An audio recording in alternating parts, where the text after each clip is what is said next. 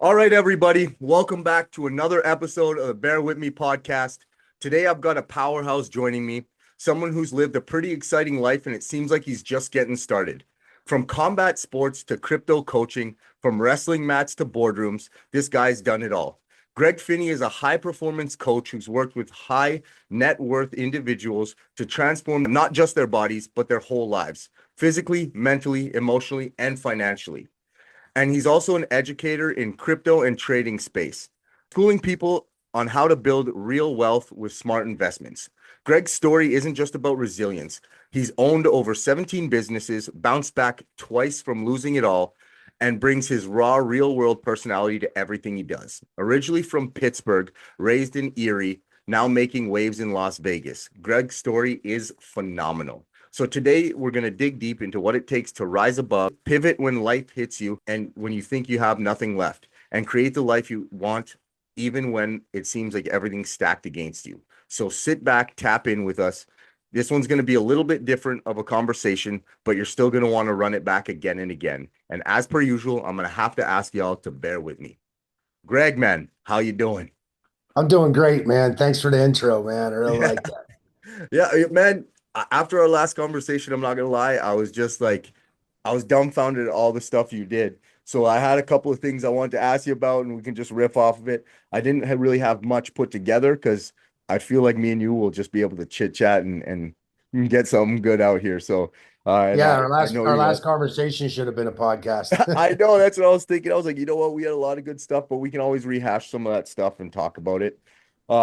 But I really kind of wanted to dig in because you mentioned it briefly last time I talked to you, and I was like, wait, what? But like, what about this MMA fighting and stuff? Like, how deep did you go in that? Like, did you Yeah, give people some head kicks and stuff or what? so actually I started out at the Indian reservations, Okay. because years ago, I'm 52 now. It was illegal in the U.S., and Pride and other things, were really just starting to become mainstream. It was really hard to get involved in anything like that. So I used to fight the Indian reservations. Those were 25-minute fights. You'd fight three in a night, and to win just a $500 purse. It Like wasn't. you'd have three fights in one night? Yeah, they were bare knuckle. They were just Gosh, get in there, and I'm more of a street fighter, wrestler. Kimbo Um, Slice. kind of. I grew up. Erie's a big fighting town. It's Okay. draft beer bowling alley town. So you just grew up fighting for your lunch money, and then I ended up, getting into traditional sports of wrestling, and I ended up going to Edinburgh University. Got to train under Bruce Baumgartner, which is, one of the most decorated heavyweight Olympians of all time. Then I met a guy named Dan Swift. He was a Georgia Gel prodigy, and he was a local guy. Started training under him for a while, and then I started fighting the Cleveland Fight League once it was legal in the U.S. And then I branched into the Massachusetts Fight League. Technically, that's a pro league, but everybody's gets paid there, so it's not amateur pro. It's so I don't think I was a true legitimate pro or anything. But I just love to fight, love to impose my will on another man. Not a team player. I arm wrestled for a lot of years and actually snapped my arm in half Oh my arm wrestling. God. Yeah, you can watch it on YouTube. If you look up Greg Finney arm break, it's pretty gnarly. This guy I will snapped my arm. 100% check that out. Yeah, yeah. You know what? Turn the volume up. You Yeah. can hear it snap. It's really, really bad. Actually, you know what I I'm going to just do for all of you? I'm going to pause this and then I'm going to play it right now. Yeah. The sound is brutal. The sound was brutal, man. Oh, But I just loved it. Then once it really got mainstream in the U.S. 2008 was my last fight. It just I got a little too old. It's easy to go and bang for 20, 25 minutes with somebody. That's really honestly the easy part. But it's staying healthy and going through a 14-week camp, two, three times a day, training and recovering. Just as you age and get older, I mean, you just don't recover the same. I wake up with injuries now. I'm getting there, man. Sometimes I get up and I'm like, oh, man. what is going on? And you think too in the fitness space and the industry we're in, always trying to be healthy, eating right and stuff like that, the aches and pains will get less. And you're like, what is going on with this thing, man? Yeah, yeah, it's quite the opposite, especially if you just do a lot of resistance strength. I mean, I truly believe that the fountain of youth is strength training, Yeah, but you like myself, I put myself through so much abuse, so much heavy weight, so much just pounding on my body. And yeah, now I'm trying to reverse that, a lot of range of motions, a lot of functional fitness now, body weight movements. I just push blood now. I left my cape at the door a long time ago. I do yeah, light weights, high volume, push that blood, get that oxygen-rich blood flowing through the body, circulation. yeah. I'm trying to get in our anti-aging, healthier area now I because I'm think definitely I think as we get more into it and like we get older, we start to realize strength training is a foundation. But once you have the density like we have and you reach a certain age, I think a lot of it is mobility and recovery and just maintenance. And like, everything. That's and everything. it's It's like I still literally have everything. that mentality of like, yo, I want to get jacked up, I want to be huge, I want to be the man, but I need this thing to last a little bit longer because I ain't done on this earth yet, you know? Yeah, Yeah. yeah. It's mobility. You never seen a great example is you never seen a 12-year-old boy. You might see him with a broken arm or something from falling out of a tree, but you never Mhm. see him with muscle tears, ligament tears, Yeah. any kind of injuries like that. It's because you're at your most elastic state, Yeah. preteens. Yeah. Once you hit your teens and go, if you don't keep that range of motion, that flexibility, it's a downhill stretch even at a younger age because it just makes it so much harder. So I've found for me, staying working on my flexibility, my mobility, rehab, really warming my body up. That's the key to everything because your muscles. What do you get a tear? It's when it goes past its tensile strength, past its Yeah. break stretch point. So if you keep everything loose and keep everything flexible, you last longer. Even 30-year-old guys, they say after 30, 90% of men will never sprint again in their life. Really? I still make sure I do wind sprints on the treadmill and stuff. I don't do hill climbs anymore, hill sprints, any things like that. And my body just won't let me. I still strive for it, but my body just doesn't let me. Yeah. Random thought though. It's one of those things of like you think like, yeah, if there was like an apocalypse, I'd be able to run, but like you get running up a hill. Imagine how many guys are gonna pop a hammy and just say, yike! So I Zombie did snacks. yeah, the first day I moved to Vegas. Bradley had this event called Code the next morning. Had no idea what I was getting into. Brad goes, "Hey, just be at my office at 6 a.m." Now I'm wearing, regular Jordans, jeans, and I get there 5 minutes in there. We're doing push-ups, hill sprints, everything else. This guy came in, was kind of like one of them camp style things. Completely not ready for it. Day two, running up a hill, blew a calf muscle out. No way. The thing turned purple instantly. It Oh, was a mess. I grinded it out the rest of the day and completed. But oh my God, I it's can if imagine the you're not pain. Yeah. prepared for something when you get older, it gets ugly quick, man. Yeah. Oh, and then the recovery takes longer because you're old and you're like, oh man, like I get some little like even just like if I get a super bad cramp, like I feel that bad boy for like 2 days. I'm like, and using my massage gun, like trying to give it some love, and I'm like, what is going on here, man? Yeah, I'm constantly in recovery, hyperbaric chamber, stretch zone, Yeah, cold plunge, sauna, deep tissue.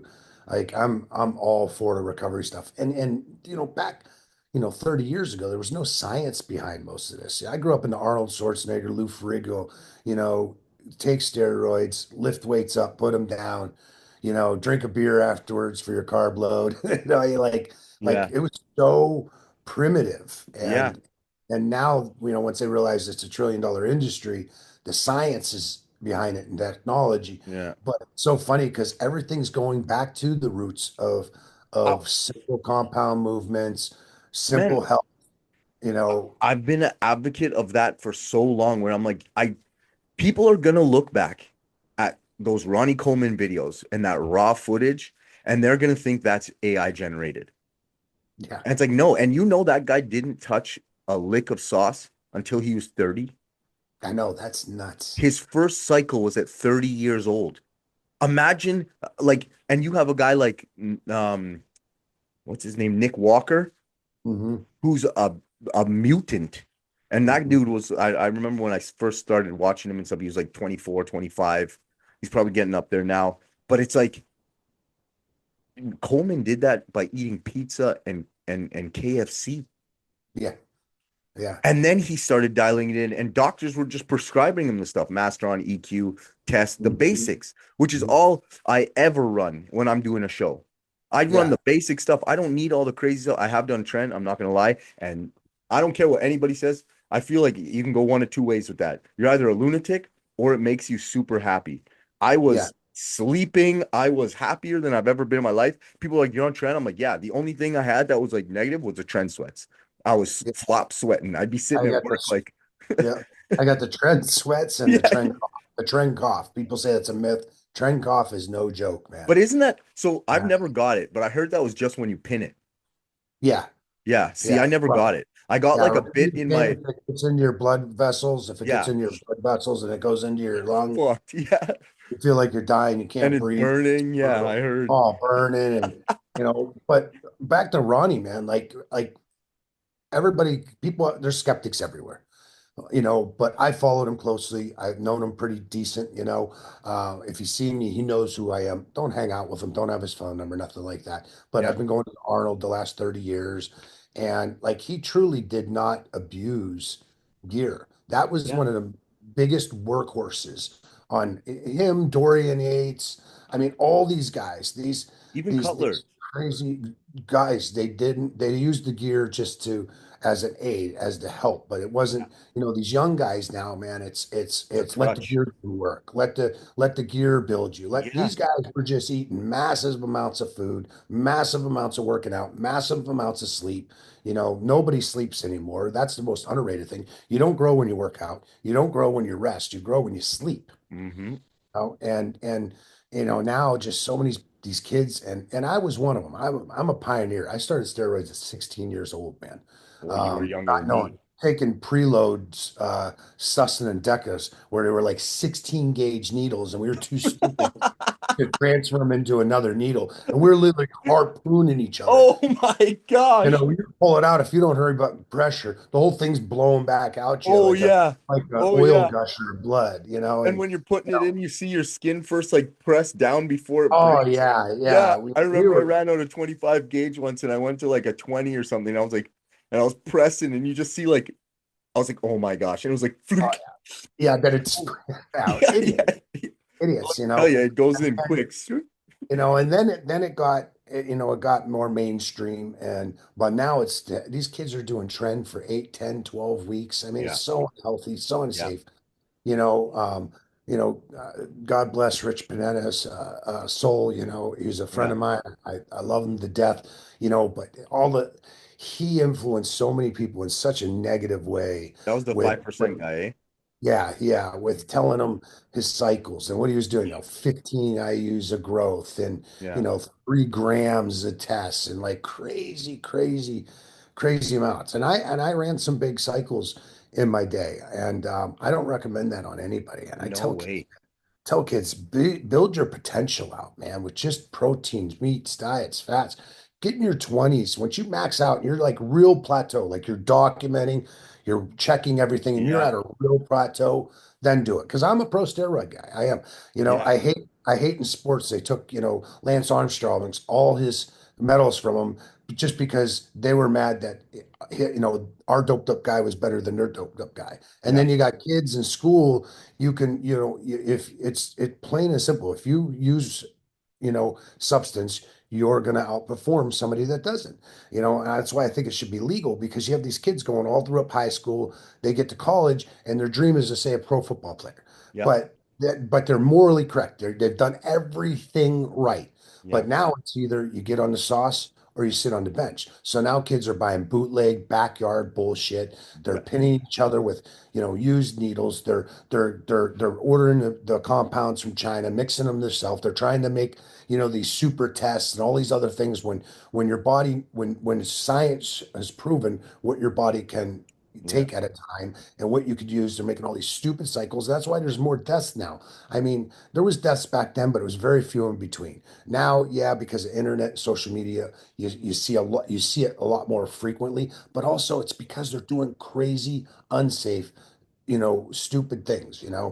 That's why if it was legal, it would be regulated. Everybody would have the same playing field because everybody wants to see, Barry Bonds crack 70 home runs. They want to see basketball players with shoulder caps like this. They want to see football players, running 4-3 tight ends at 285 pounds. Well, that's Yeah. because they're on substance. Yeah. We're not breeding bigger human beings. Yeah, exactly. And they're literally bred to do that. And if you do it safely, and it brings back to everything in moderation.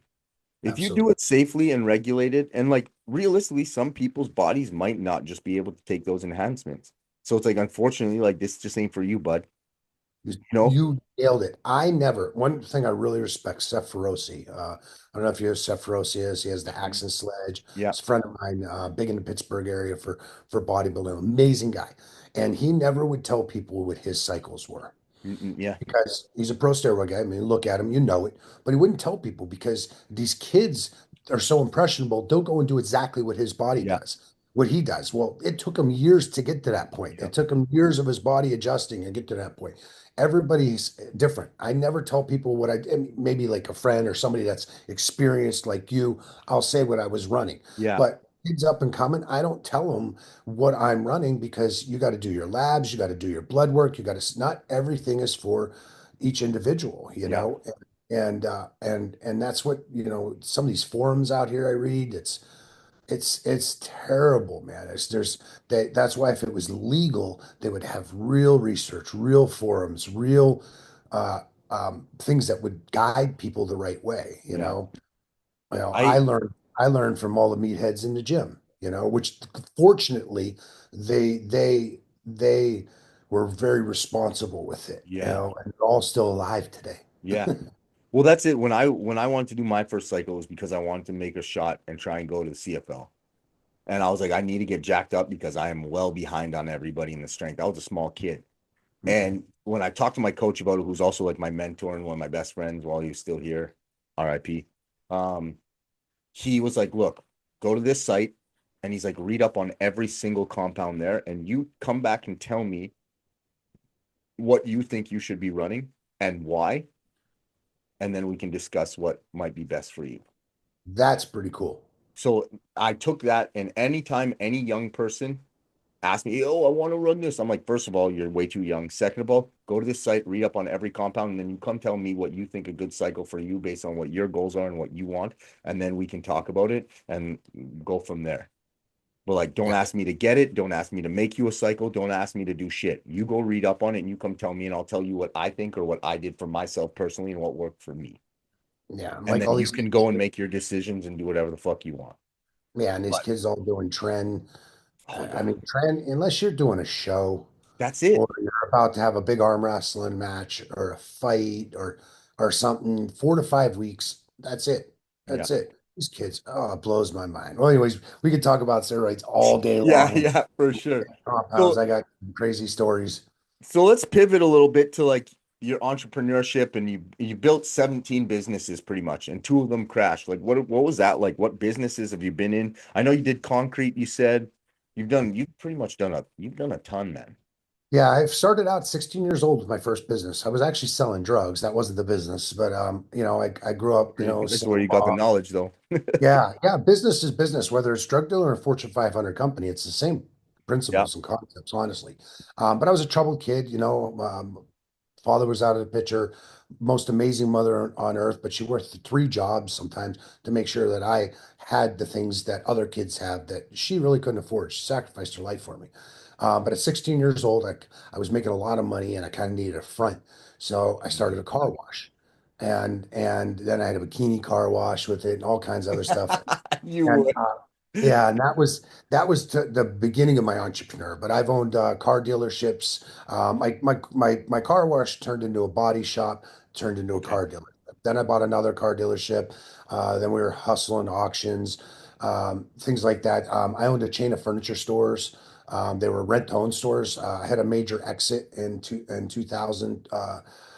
Right after 9/11, Rent-A-Center, the big rent-own chain, they actually Yep. bought my stores out. I had 5 stores through Pittsburgh and through Erie, Pittsburgh, Ohio area.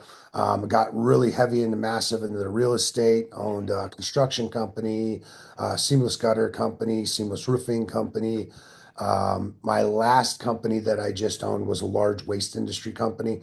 Okay. It's dumpsters, construction dumpsters, front loaders, rear loaders, Yeah, there's good dough in that. compactors, amazing business. Because no matter what, they're always making trash. Doesn't Yep. matter what the market's doing. Didn't matter about COVID. I feel bad. I did my best, years during COVID because everybody's at home. They remodel in their houses, cleaning out their attics. Getting It shit was done just that they should have a been getting great done. business. The longest running business I've had, and every time I failed, I always turned back to was concrete. Because I'm really good at concrete, exposed aggregate, stampcrete. It's a rough, tough business, and I Yeah. couldn't even consider doing it now at my age. But it made me a lot of money, and it gave me the ability to branch into other businesses. Hmm. And And so like doing your fighting and then building business and stuff, I guess fitness has always been in the background, just kind of lingering, or you've always just loved the industry. Like what made you kind of pivot to coaching and getting into that? So I started working out when I was 12 at this old school meathead gym called Erie Gym. Love it. Did my first show at 14 years old, teen show. I was the only 14-year-old there. I was with a bunch of 17, 18-year-olds. And then just did that for a while. Like I said, got into wrestling, lifting. I've always loved exercise and lift. It was always my safe place. Like Yeah. I could always go to the gym and I was always welcome. People always knew me. People always talked to me. People would have started asking me advice, and I really liked that. I liked Yeah. helping people, and that's what just became a lifelong journey. And then after I did a few shows, I took a break for a while, and then I actually started coaching, but really didn't know what I was doing then. I thought everybody does a couple shows, they think they're a coach now, Yeah. and I really got a few guys that mentored me that were coaches to really show me the dynamics and I got infatuated with taking somebody at 14% body fat, and getting them down to 4 or 5% body fat, where they got like a couple days and their liver and kidneys are going to start giving them problems, and get them that thin dick skin, Yeah. you know, Yeah. Yeah. now Yeah. and I just love that, but there was no money in it. I just love doing it. Bodybuilders are most of them are pussies, they're metrosexual, pain in asses, and insecurities. The women are bulimic, throwing up and stuff all the time, and I loved coaching, but that part of it, there was no money in it. And it just was really frustrating because you could catch them lying to you and things like that. So I got out of that and I own a gym back home. I just started training people. I didn't really like that so much. And then I actually met, JWX Hmm. about 2 years ago, Justin and them guys. And they showed me the virtual coaching, Yeah. online coaching, where I realized my avatar is, out of shape, overweight, wealthy people. Yeah. People that, maybe were in shape at one time, maybe were an athlete, had some kids, got the dad bod, got out of shape. They're coachable.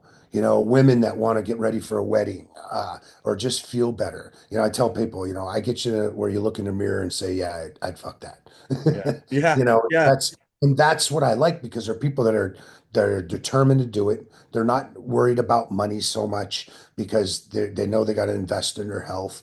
And JWX was the shift, man. Those guys really showed me now I could coach. Now I could change people's lives. I'm not stressed out all day long because they're doing just crazy amounts of gear and the most anybody that I coach now does TRT. That's Yeah. it. I don't coach any bodybuilders, any power lifters, any fighters, nothing like that. And I love it because it's people that generally just want to have better health. Yeah. I was lucky early on that, and I think a lot of people shift the way you did, where I started and I never wanted to touch athletes. After I did my first show, I Mhm. saw the kind of people they were. And I think it's because I recognized myself in that. Mhm. Because my biggest thing was I remember after one of my first shows, we all went to a dinner. It was all the competitors from all different teams. We were Yep. all kicking it.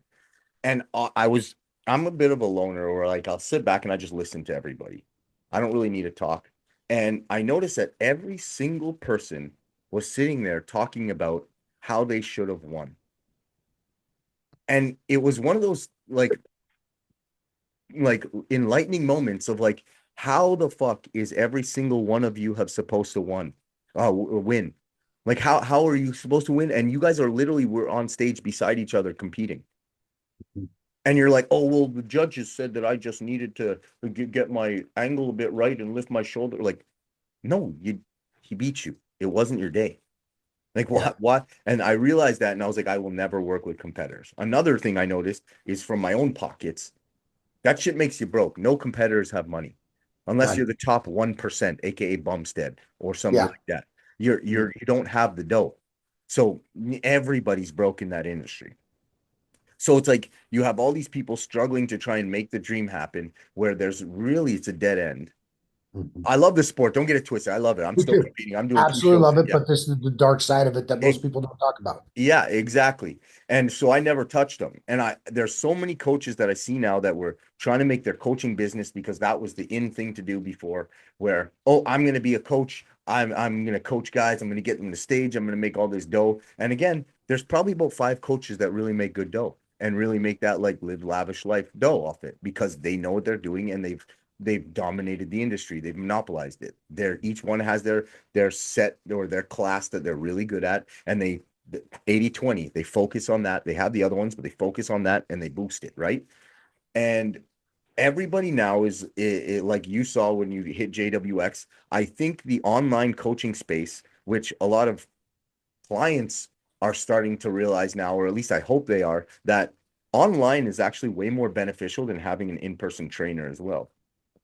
Because I did the in-person thing as well, and it's cool. You get them there. Hey, let's go, let's lift. You're counting reps, 1, 2. But like then you're gone for the day and I'll see you in a couple of days or I'll see you the next day. But when you're online coach, like from the hours of pretty much 8 a.m. to 9 at night, I am at your full disposal for any question. And it goes past that. Man, if you're having problems with your girlfriend, give me a Yep. call. Let's talk. If you're having a problem because your job's giving you, you know what? I have some experiences that I can let you, and it's not just fitness coaching. Now we're personally helping personal development. If you have financial problems, like, bro, let me tell you, I've been broke. I've been there. I've been stupid with my money.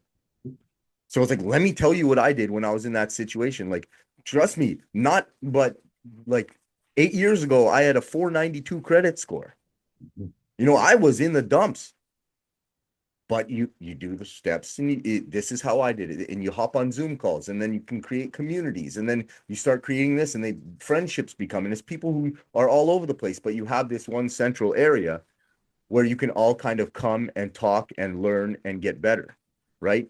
And I think the online space, even though I'm not the biggest fan of online space because I think there's a lot of bullshit and whatever, but if you can find something real that fits you and helps benefit you, I think that rather than the in-person training and the coaching space of like, oh, I want to be a super like wicked coach. I want to get people, even like you were saying, like, oh, I want to get that dick skin. Like, I want to make them like peeled. Okay, cool. But like, what are we doing to help their life? And I think you realize when you first become a coach, when you first do it, what gets you and what gets you hard is helping people. Yeah. And Yeah. I'm Most of like, my oh, I'm clients. helping this guy, right? And then you get into this little like phase of like, oh, I need the money. Like now I want to chase the money and make this money. But you don't realize like the reason you're being so successful at doing what you did originally is because you're helping people. Mhm. And then you go through that phase of trying to get the money and you realize it's a bunch of bullshit that you're not really aligned with. And then you get back to the stage of like, okay, wait a minute. Now I want to help people. I want this to be beneficial. So you know what? I'll take a little bit of a pay cut, which it's not. You actually end up making more because you can charge cheaper, but you have 10 more clients that you're actually helping and you build a relationship and you actually gain friends.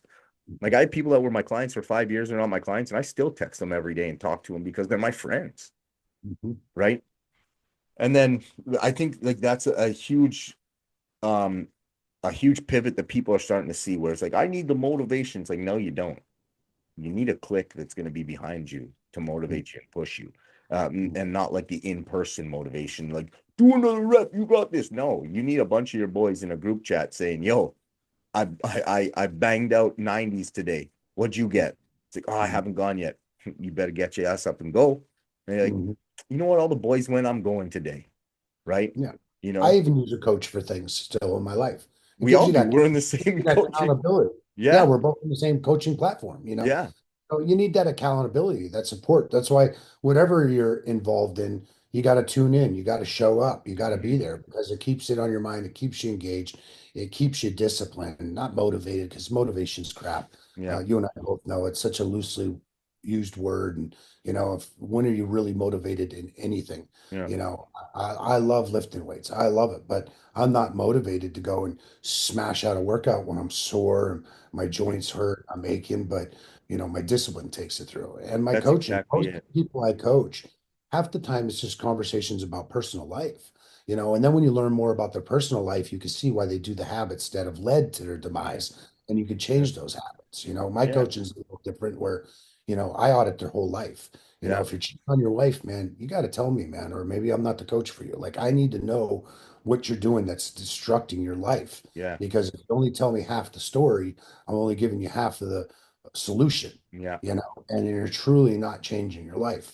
I do mindset, we obviously body composition, weigh-ins, all the normal stuff that every other coach does. Hmm. But where I separate myself, and I think a lot of the people on JWX separates themselves, is we get into the mind, we get into the what is making them to tick, what are the things that they're doing that caused them to be in the position they're in now, where they need to make some big changes in their life, or their health's going to really suffer. Yeah.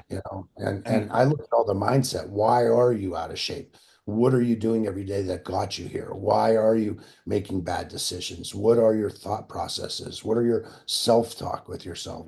I really dig in deep with anybody, and it's so much more intimate, and the results are so much better. And when you're people driven, not money driven, the money comes. yeah. The money comes then, because when you help somebody and you truly help somebody, the word spreads and other people want that same Oh, help. yeah. And the biggest thing too is I think the biggest key to unlock for people too to help themselves really, rather than you help them, is you help them. I always call it the law of like acceptance. When you can start to accept who the fuck you are and your actual flaws, and like that's when really everything shifted for me, is like I stopped lying to myself. Like you say, you do a full audit of their life. And it's like, yo, if you're cheating on your wife, you need to tell me. But it's like something I've been taking to the grave. Well, when you're finally able to admit that to somebody, it's like a load off. You're like, oh my gosh, I'm not lying to myself anymore. And you start to realize, like, wait, this actually feels pretty good. Yep. Let me figure out what else I'm lying to myself about. And let me accept that. And now let's make some changes to it rather than sitting in it and stewing and being the piece of shit that I am and telling myself a bunch of lies to make myself feel better and get through every day, but staying stagnant. Right? It's like, let me actually figure out what the fuck I'm lying about to myself. And then let's make some damn changes to it, because like I'm so over sitting in the same spot, and spinning the tires, being like, oh man, oh I can't do this, and making excuses to yourself. And when reality is, just admit that you're lying to yourself and you're being a piece of shit, Yeah. One of right? the first things I tell my clients is, I want you to sit down and really think tonight, what is your self-talk? Mm, What are the conversations you're having with yourself? hmm. Self-talk bringing you down, making you cheat, making you make poor decisions, or is your self-talk lifting you up, supporting you? Because you're going to have more conversations with yourself than anybody else on earth. Yeah, So if your self-talk is bad, everything around you is bad. yeah, You got to have that, self-talk where that person is your biggest critic and is going to hold you to a higher standard. yeah. And that self-talk and that self-doubt, it really makes you funnel all of your resources that you have that can benefit you into hiding it. Mhm. And you start Absolutely. funneling your finances, you start funneling into, and that's how you get, I mean, realistically, if I look back, like kind of realizing it now, that's how like I got into the party scene. I got into like just meaningless relationships. That, and not that I regret, because I learned a shit ton from it, because I wouldn't be who I am today. I wouldn't change it. But it's like, what was I like? What, like, did you not see you were just pouring into a cup that had an empty hole in the bottom of it, dude? Yeah, You got to that's patch that first. It's like this example um Blakely told me about. Um, and it was actually, I think he said it in our podcast, where he was saying, like with health, it's like what doctors will do is you have a room and it's flooded and there's water pissing out, and you'll get a bunch of doctors or whoever it is, and it's like you're taking the water and you're squeegeeing it out the door instead of going to the actual faucet and turning off the faucet and stopping Mhm. it and then cleaning everything up. You're just keep doing the same shit over and over again, and you feel like you're working hard. You get in this mentality like you're trying to fix things because you're doing all these little workshops and this that to like be better, but in reality it's like, dude, just go to the faucet and turn it off. Yep. Stop it at the source, right? Yeah. And you could, Easiest way to stop digging a ditch, put the shovel down. yeah, exactly, right. I like that. That's plain and simple. Keep it simple, stupid. You know what I Mhm. mean? Yeah. And I so, love that. and you've done, so how many years have you been coaching for? Well, off and on for 20, 20 um, years. Yeah. So you're 20 plus experienced years. in that. The online space and the virtual coaching, 2 years now. 2 years. Okay. And when did you switch? Because now I know that you're big into like the crypto and trading space, which has been super successful for you, which is wicked. I'd love to get into that because I know nothing about it. It's always something that I've been like interested in, but it's kind of like I want to build a little bit more before I can comfortably be like, let's go jump into this Yeah, adventure. the same with me, man. So in the late 97 to 2021, when like Options Express, Ameritrade, Stock Trade, all the $7 trades without a broker, all that started. I got into it, lost a ton of money trying to figure it out. Nobody really knew. People that I tried to learn from didn't want to put time into you, and I got out of it. I always thought trading was cool, it's sexy, it's fun. Every time I met somebody and they're, oh, I'm living in Thailand, I'm a trader. I work a couple hours a day, I'm a trader. I'm almost jealous of them. It Yeah. was something that always interested me. And just recently, in the last year here, I got in this platform where it's an education platform where they actually teach you how to trade and you actually leverage what are called prop accounts. So you're not even using your own money. And the cost of entry is insane. And me with businesses, my last business, I had $2 million just in equipment that I never got back till I sold my company. This is a business you can get into for 150 bucks a month. The max you put in is 1,500 bucks. And if you do the steps, it's just like a coaching program. They have 30 educators, they have live trades. I just follow the trades. I'm not a computer guy. We just talked about you helping me with edited videos Yeah. and stuff. Like I didn't even touch the computer, till a year ago. Oh, I had wow. I had an assistant for 20 years, and Okay. I'm a blue collar guy, man. Yeah. And my coaching was text messages, and then I would send their meal plans or protocols. I'd look from the next week what I sent them, and then I'd readjust it and copy and paste and resend them. That's all I knew. I was a simple guy. So I didn't think trading would be something I could even learn. I started out with this thing called tap to trade, where you just tap the button and the trader does the trade for you. And I had some success with that. And that sparked me to want to learn more. Now I'm a sponge. I'm following Fibonacci's, higher highs, higher lows, moving averages, all the stuff I didn't know months ago. But you learned And it. I literally just follow a professional trader every day. I do the New York Open, which is 9:30 Eastern time, so 6:30 my time. Yeah. I get on at 6:15. We set up all our moving averages and all our stuff. He tells us what to do. I just follow him. I trade an hour a day now. Now I'm spending more time on that because I'm like reading books and I'm going through the platform. There's hundreds of videos. There's other live traders. So I'm like really learning it. Mhm. And I'm even making a shift into that. I'm coaching less and doing even more of that because um, I just love it. And it's honestly, it's really easy once you know. Yeah. You don't know what you don't know. And I looked at other trading platforms. You're going to spend 30 grand to have someone trade you, and you have to use your own money. I'm not using my own money.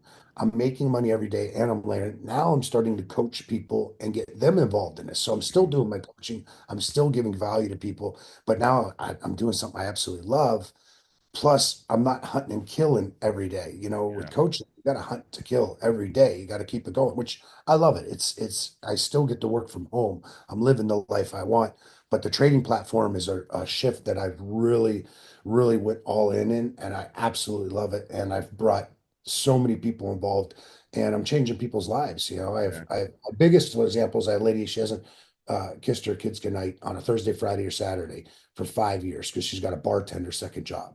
Mm, She's finally making enough money off of trading that she sent me a video kissing her kids goodnight and said, "Thank you, oh, because of you, that's I never wonderful, have dude. to leave my kids at night again."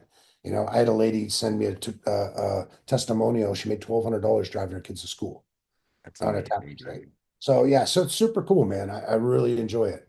I think it's a testament too to go to show that you said you when it was booming or there was a $7 trades, you lost a ton of money.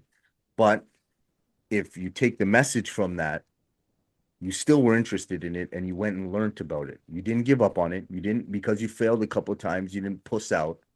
Mhm, What you did was, okay, let's step back, let's reload, let's learn a little bit, let's get my sights right, and let's hit it again. mhm. And you learned, and guess what? Boom. Now you're being extremely successful at it, right? Yeah, and I figure if another man could do it, I'll figure it out aside of like brain surgery or something, Yeah. you know. Uh, and it's a life skill. You could spend 4 years, $80,000 in college to maybe get a job making 50 grand a year in your field. This is something you can get into for a few $100 a month and a couple $100 a month essentially. And 3, 4, 5 months, you're seasoned enough that you can make a lifestyle out of this and a Yeah. living out of it and work from home. Everybody wants to work from home. Mhm. Pre-COVID, everybody, since COVID, everybody wants to work from home. Nobody honestly wants to work or do anything anymore. If we've become such a lazy Oh society. yeah. But this is a Absolutely. platform that I love, and I'm leveraging it now, learning ways through JWX to be a better coach at this now, you Hmm. know? And it's like, I don't claim to know everything. I know enough to lead you in the right direction to get you around the people that are the experts in the industry. And Yeah. then, for whatever it's worth, you could either learn it or not learn it. And it's something anybody could do because if I can do it, I consider myself an intelligent person, but I don't know if I don't have the patience. I don't know if it's my ADHD and 10 other disorders I have, but I don't I have a hard time focusing for a long time on things. I get bored easily. Yeah. This is something that it's super simple and it makes me want to focus. And when you love something, it's not work. You really want to put the time in. Yeah. I mean, it's triple the work, but the point is you enjoy doing it, right? When you're doing Exactly. it for yourself. And that's what people don't understand is like they'd rather have somebody give them a plug in. We're so lazy now that I'd rather have a plug and play. Tell me how to do it so I can make your wages and help you build your empire rather than learning how to do it and doing it yourself and then making your own and then having, it's like that delayed gratification. But Yeah, and entrepreneurship, I gave up, a regular work week. I mean, I never really had a job. I've yeah. always worked for myself, but I worked 78 hours a week. I made more money than most people would dream of making. I had a life that most people would love to have, but I had no time freedom. I had no time to myself. I Mm, watched my kids grow up. I feel I was a pretty good father, but I made a lot of mistakes too. But my biggest mistake was the lack of time, or even when I was there, I wasn't 100% present because I was on the phone. I was doing this. My mind was other places. Now I'm at a point in my life that I have time freedom. I've never had that before. yeah. All the money in the world means nothing if you can't enjoy it and do things or help people and enjoy the fruits of your labor. I Yeah. was too tired to beat down from being a blue collar worker that it doesn't matter how much money I have. I go out of town, I come back, trucks are smashed, houses are hit, stuff stolen. It's just a constant. Now I have no employees. I essentially work an hour a day if I want, and the rest of the time is whatever I want to do now. Yeah. Between coaching and my trading, I have true time freedom, man. Yeah. And that's what happens when you start getting that wealth. People don't pay for things and whatever, but you pay for time and you start buying your time back. Whereas before you were paying with your time or using your time as your trading stock to get money. Yeah, Once you yeah, get the money, it's like it flips. And now I'm buying my time back. So all that dough that you're making, you're just making that money make your money so you can buy your time back and actually enjoy, which I think it's they literally have to make you have to reverse. You like front load with your time and then you back load by buying it back. You know what I mean? yeah. I had a That guy makes telling me sense. one time he has a jet, and he goes, "It's not a flex. It's not to impress people. It does, but it's not to impress people. It's I literally bought my time back. Where you have to go to an airport 2 hours early, check in, everything else. Then you got to go to baggage claim. Your average flight, you're gonna have 6 hours wasted between there and Yeah. back. Just wasted time." He goes, "I walk on a jet. They take my bag. 10 minutes later, I'm in the air. I land, I get my bag, I get my car, and I go." He goes, "I'm buying back time. It's not a Yeah. flex for me, you Yeah. know." And that's I love that that. emulated with me a lot for a long time, not to get a jet, but to do whatever I can to buy back my freedom, to buy back time. Yeah. Because as you get older, I'm 52. I don't even know where my 40s went, man. Like Yeah, dude. I don't even know where it went. And now, I'm gray haired, I'm creaky, I'm old. I'm still not where I want to be in life, but I'm content. But the big thing is now is I can work 60, 70 hour a week if I want, and that'll just be more money I'll make. But now I have the time freedom that I could put in 20-hour weeks and still do the income that somebody would do for 60 or 70. I love that. That's wicked. And I think it's also too, you made some smart choices in surrounding yourself in the right place, right? Like what's it been like moving to Vegas? Because I don't know. Again, I'm super uneducated in this area, but like for crypto and stuff, I know there's a lot of always like, or even just high six net worth people. You have to surround yourself with these people, but what do? They go to conferences where they surround themselves with other people and they meet more people and they meet. And I know last time we were talking, you were talking about all the conferences you can go to, right? You can go to two, three a day, Oh yeah, it's right? unbelievable. I had an event last night, but there was two events during the day. Hmm. 50 million people a year come to Vegas. Everybody ends up in Vegas at some point or another. Most people think of it as a party town, Yeah. pre-wedding, do your bachelor party, things like that. But there's so much more to Vegas. Every conference for every single space, all the social media people, all the influencers, all the like anything and everything. I mean, if you just get on Eventbrite and look at events for it every day, they're just a full calendar. And if you want to make more money, you got to shake more hands. Out here, 50 million people a year visit Vegas. Every minute and 30 seconds, a plane is landed, which an average of 180 passengers on it. And I was coming out here spending a ton of money in hotels, airfare, rental cars, coming out here to invest in myself because, there's a saying, if you're the smartest guy in the room, you're in the wrong room. Yeah. I'm not saying I was the smartest guy in the room in my hometown, but I've exhausted everything in my hometown to where I wasn't learning anything from anybody else in my hometown. Yeah. You know, so if you want to become a millionaire, hang around with four millionaires, you'll be the fifth. Yeah. You know, s- it was all proximity. Bradley was a friend of mine, and said, "Why don't you move to Vegas?" And it was I sold everything was just right. I sold my company. I moved down here. Now I'm around, crazy high earners. I'm around people that have true financial freedom. Yeah. And when you're around that now, back home, I had people, "Hey, will you back my business? Will you back my business?" And they had terrible business plans and no opportunities, no, you know, there was nothing I could really gain there. Out here, people are coming to me saying, "Hey, I got this. Do you want to get in on this?" Yeah. Not back me on this. I Yeah. have more opportunities presented to me every week, literally.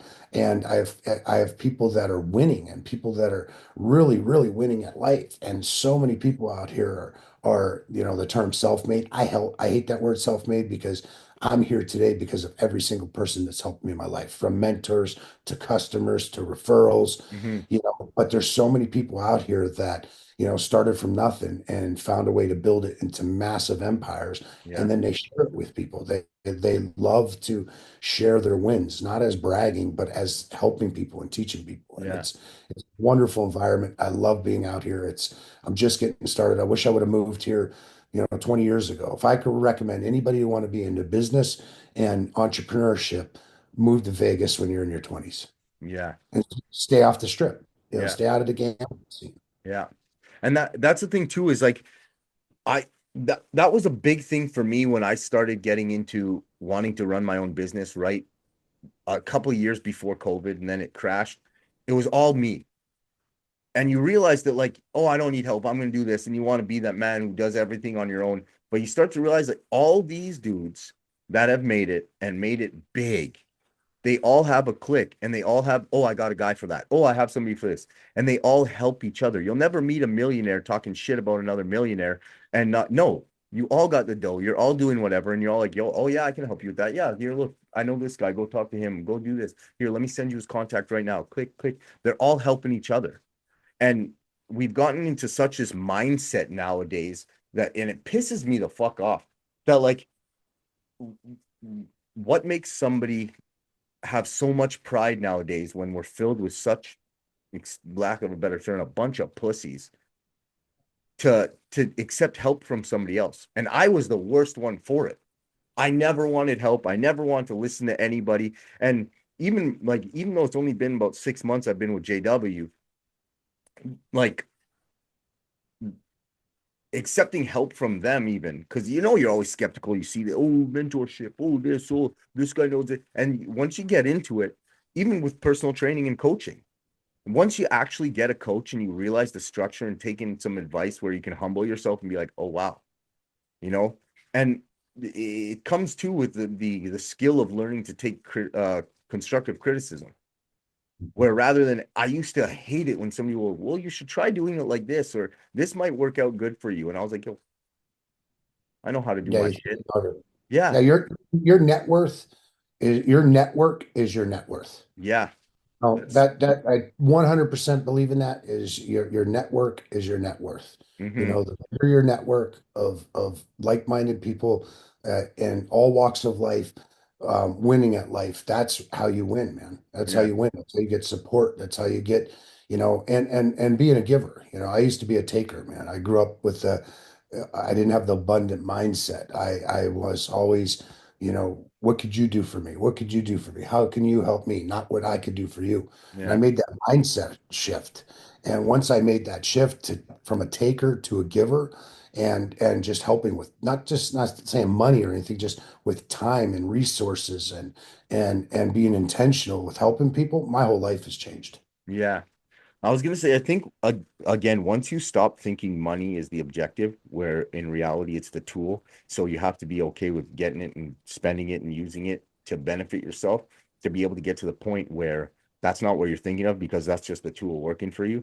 And then you can start to actually allocate your time into helping people and doing things. Because I, I don't know, well, me and you are, I feel we have very similar mindset, but it's like, when who we are as people, everybody, I don't care if you're a piece of shit. Deep down inside, all you want to do is help people. We're made to be loving beings.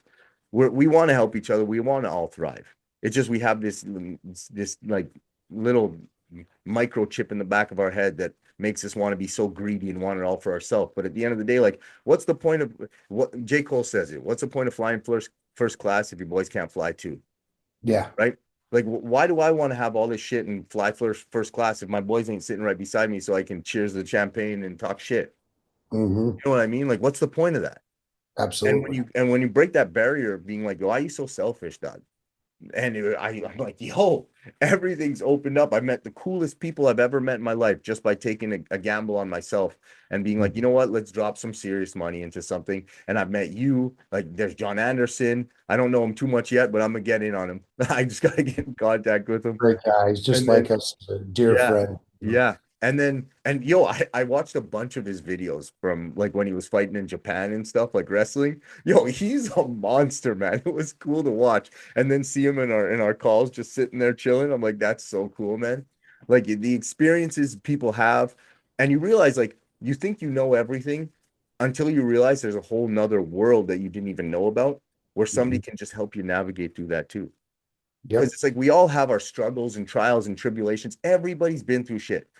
That Hmm. it doesn't matter what level it is, because there is no level. It's all the same because of your existence and what you've experienced. Hmm. So, like, my job is to, if you don't know how to edit videos and that's a struggle for you, and I've already gone through that struggle, hey, let me help you do that. Yep. Hey man, I want to get into trading. Hey, let me help you with that. Hey, you know what I mean? It's like you don't realize it until you kind of humble yourself and say like, yo, I don't know everything and it's okay. And that comes with confidence, right? Like the ultimate confidence is to be able to like to have the confidence to say I don't know, Right. right? And it's not even humbling. It's just pure confidence. Like, well, what about this, that, and the third? I don't know. You tell me. Like, I don't know. Even with my clients, sometimes they're like, I heard about this new thing people are trying this. I'm like, I'm gonna be honest with you, I never heard of that, but I'm gonna read up on it and I'll tell you my opinion on it. I Yeah. can't tell you, you know what I mean? And it's like when you help people genuinely and realistically, and it's not for some back-ended bullshit, it really starts to benefit your life and you start to be able to live a better life and do some cool shit and experience life a lot more, right? Yeah. But having an open mind with things is huge. Yeah. Yeah. And that's what's another thing about cool about like getting into a community and surrounding yourself with a bunch of cool people is like I've never met a group of individuals like I have since joining the mentorship of people who want to help and kick it and do things like every Wednesday for like 6 hours. Me, Mike Ripple, and Blakely hop on a call, and we literally sometimes we don't even talk. It's just in the corner, and we all work on our shit. If we have any questions, hey, are you doing this? Yeah, I did that yesterday. Here, look, do this. And like the amount of growth I've gotten in the past 3 weeks or 4 weeks from doing that with those guys, plus hitting our calls, has been ridiculous, man. And it's just the power of networking. And it goes to what you said, exactly that, man. Your net worth is your network is your net worth. Like I love Truly that. is. I love that. Truly is. The people that, I get people from JWX reaching out to me all the time, in DMs and picking my brain and asking me questions. And I love it. I love the fact that I have something that other people can use, that I have Yeah. knowledge and experience in areas that I can tell people. What's it take? 20 minutes on a call for somebody to do Yeah. something that's an area that they're struggling, that you can give them clarity for. And, Hmm. it's great. I absolutely love it. I love the community. I mean, I think everybody should be in a community, Yeah. but make sure, pick your community wisely. Make sure Yeah. it's a real community, not a cult. Yeah. Yeah. You know, What you is it do could, you think that shifted in your head going from liking like even because I know you still go to like MMA events and stuff, but what was it that changed in your life from actually participating in fighting where you were like, oh, I just love to like fight and like dominate another dude in the ring to now where it's like, yo, I want to help people. I want to do something that really helps. well, partially age. I mean, I just couldn't do it anymore. I love Yeah. the fight. I love the fight. I love to, I wish I would have had better mentors in it and and younger and had a better career in it. Um, but it's you know, I just thought about how many people helped me through the years. Mm-hmm. I was a bad kid. I didn't deserve help. I didn't deserve anybody to look past. And I got mentors at a young age. Father Dennis Priest was one of my first mentors, and he knew all the crazy, stupid shit I was doing. And he liked me as a person, and he put all that stuff around and didn't like beat it in my head like, yeah, you're making a bad decision, you're a horrible person. He accepted me for what I was and mentored me and through his walking in faith and walking a straight line and not judging me for mine really made me shift in life saying, God, people, like me for who I am. And it made me want to not do those shitty things, not do those bad things, not take advantage of people, and as I got older, I realized I've lived so many lives and so many experiences that most will never experience, good and bad, that I wanted to share all my experiences with people to maybe help them to direct their life and move forward and not make as many mistakes as me. Yeah. I kind of use my pain and suffering and downfalls to help other people to not make those mistakes. Yeah. Because if I wouldn't have mentors, I wouldn't be here right now. If Yeah. I wouldn't have had mentors in my life, I wouldn't have been able to see what good people were like. I would have always been just stuck in that taking mentality mindset, dead end relationships. It took me to be around people in healthy relationships with women to realize what a healthy relationship was. Mm. I grew up in a bad relationship with the family. I grew up in dating and you're a prodigy of what you experience and see. You Hmm. know, I saw unhealthy relationships in my mom. So what did all my relationships were like? Unhealthy relationships. Yeah. Well, then I got around people that had amazing marriages, amazing relationships. I'm like, man, I would give anything to have that. That's so much better than this unhealthy crap that I'm going through. Yeah. And that inspired me to be a better person, you know. Other men that were better than me, other men that were living better, more God lives than me, is what inspired me to change my life and be a better person. Yeah. I like that. That kind of hits. It's like one of those things of, again, surrounding yourself with the right people. And I didn't even think about taking it into every other aspect of your life. Like, if I want to train better, I need to start linking up with people who are a bit more focused in the gym rather than train on my own all the time. And I used to go to the bars with my boys. We're all single. What are we doing? We're trying to get laid. We're trying to picking hook up up chicks. Yeah. all night. Then I started hanging out with guys that were married. They're not even looking at other girls. They're out with us enjoying our time together. I was out there like a predator, like, oh, look at her, look at her. Let me check out her. And all my boys were doing the same thing. Oh, I met this one. I met this one. We'd all disappear in the night with different girls, wake up the next day with hangovers and a story. Then Yeah. I started getting around people that love their wives, you know, and they live successful lives. And that's what I started wanting then. I'm like, Yeah. I want a relationship. I want a real relationship with real meaning, with real substance to it. I want friends that are going to call me when they need me or when they don't need me, not to call me to, hey, let's go out and have a good time tonight. Yeah. I started being around more productive people, you know, and I really learned about proximity and being around people, you know, that saying it's a cliche, but it's like true, man. Look around yourself, the five people you're around the most. That's Hmm. who, you Yeah. know, and I had a realization the five people I was around the most for the good part of my youth, my teens, and my early adulthood were not people that I wanted. That's not the life I wanted. I tell people this a lot. The biggest defining moment in my life was I had a guy do an exercise with me. He said, I want you to, if you were to die today, look down and you were able to look down at your eulogy. Who is there? Is there anybody speaking for you? Is anybody celebrating you? Is anybody telling you about the accomplishments you did or how you affected a life? I didn't like the answer. You know, my mom, my kids, maybe. What would they say? I didn't even think my mom would say great things about me from all the stuff I put through. And that was a very humbling, surreal, Mm. emotional, painful moment in my life. Now I feel if I died today and I was looking down at my eulogy, I feel like it would be a celebration. There'd be crying, there'd be laughing, there'd be people telling stories, Yeah. there'd be telling jokes. There would be people actually having genuine conversations about how I affected them in some way in their life in a positive way. You Yeah. know, took that exercise that someone had me do to make a huge, massive life shift for me. Like I know what my defining life shift was. And it was that moment when I did that exercise. Yeah. That's deep. I like that. Hmm. Yeah, I tell anybody to do that, you Yeah, know. that makes you think, man. That really makes you dig deep and kind of like brings back to being honest with yourself. And it's like, yeah, what would people say? Like when you're not around, think about it. And it's like, how many people would show up just to slander you and just be like, yo, that guy's a piece of shit. Heard, I was there. I was there. Yeah. People, he's a womanizer. He's a drug dealer. Yeah. He's a violent guy. That's not now, you know, and most people in my hometown have forgave and forgot, you know, and see the person I am. And out here, you know, people say that, you know, oh, you know, he's a networker. He gives to people. He helps people. He's always, you know, he's in a good mood. He's always trying to lift people up. You know, it's such a better feeling, you know. Yeah. It's you know, I'm so thankful for it because I look back at parts of my life and you know, I don't regret, you know, or I at least accepted it.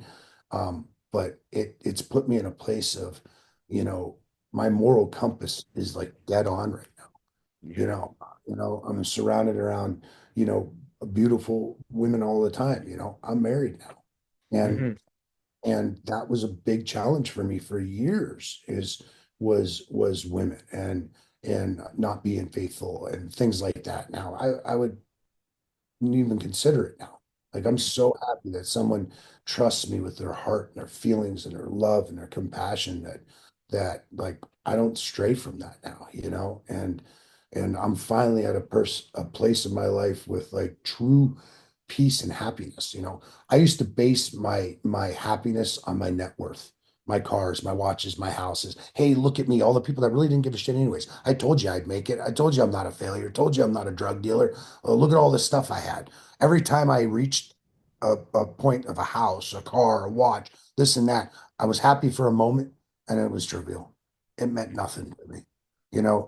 True happiness is when you have peace, when you're happy where you're at and there's no dollar figure on it. No, I I could be, I like stuff. I like nice things. Don't get me wrong, but that's not what drives me now. That's not what motivates me now. I just want to be comfortable. I want to be able to help people and I want to be able to enjoy the life with my friends and family that I love. And that's mhm. it now. I don't care about impressing anybody with things. Impress Yeah. them with your mind, impress them with your accomplishments, impress them with your kindness and Yeah. generosity. That's one thing I've always wanted. And it's like I used to have the mentality of like, you know what? I want to make it so every single person that doubted me, every single person, and that's a motivation, don't get it twisted. But it's like then I can look back and be like, fuck you. But now it's like I want them. It goes back to like what my mom used to teach me, even though I used to be like, fuck that, she was wrong. But it's like kill them with kindness. And it's like, yo, I want to be so successful and so abundant that all that nonsense doesn't even matter to me anymore. And I just want to help you out too. It Yeah. don't matter what you did. Let me help you, man. I mean, and when that happens, because it's happened to me, where I've been a piece of shit to somebody, and then a couple of years later, I see how they're doing well, and I don't even I see them, and I'm like, oh shit, and they come up to me like, hey man, how you been? Are you Yep. good? And you're like, what's your angle? No, no. Yeah. How are you? How you doing? What's up? How you been? Like, yeah, you need anything? Are you good? And you're like, oh shit, like you really are at peace, huh? Yeah. I Yeah. want Because what it's you have. our old self-consuming ways, our anger, our insecurities, our jealousy, all Yeah, those things are the things we're suffering with. They're not suffering with that stuff. yeah, yeah. That's so true, man. Man, you spit some real points, my dude. Yeah,